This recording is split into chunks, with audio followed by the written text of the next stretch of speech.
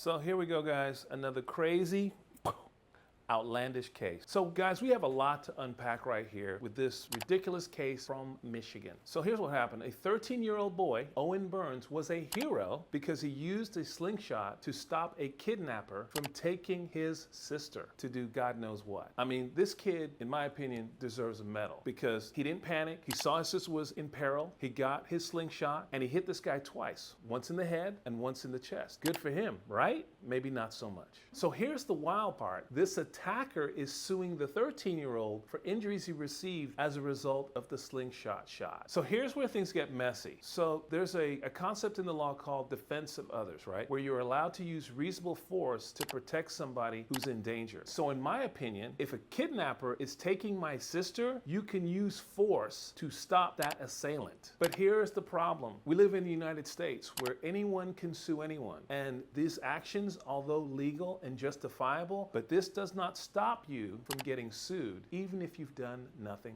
wrong. So the assailant is being charged in a criminal court setting, right? At the same time, this same guy is suing the 13-year-old in civil court for damages as related to the whole incident. And here's the difference between the two. There's different levels of evidence. In a criminal court proceeding, you have to prove your case beyond a reasonable doubt. In a civil court, the standard of evidence is much lower. You have to show it's more likely than not. 51, 50, there you go. So this is why even heroes like that 13-year-old get sometimes charged with having to defend themselves in civil court for bullshit claims like this one. So guys, the thing you have to remember here, doing the right thing does not give you immunity. You may have to explain yourself in a courtroom, but this 13-year-old, in my opinion, has nothing to fear. He's defending his sister against a criminal, and in my opinion, he used reasonable force because God knows what would have happened to her had she gone into the woods with this guy. So what I would do in a situation like this, if I'm defending the 13-year-old, I'm going to countersue that criminal because quite frankly, his actions, I think, are offensive and they're actionable. And what I think is going to happen here is that assailant is going to lose his claim. And if there is a counterclaim, I think he'll get a big award from a jury who are going to want to reward actions of this nature. So guys, what do you think? Were his actions reasonable? What would you have done if you were in his position? And if you were on that jury, what decision would you make? We want to know.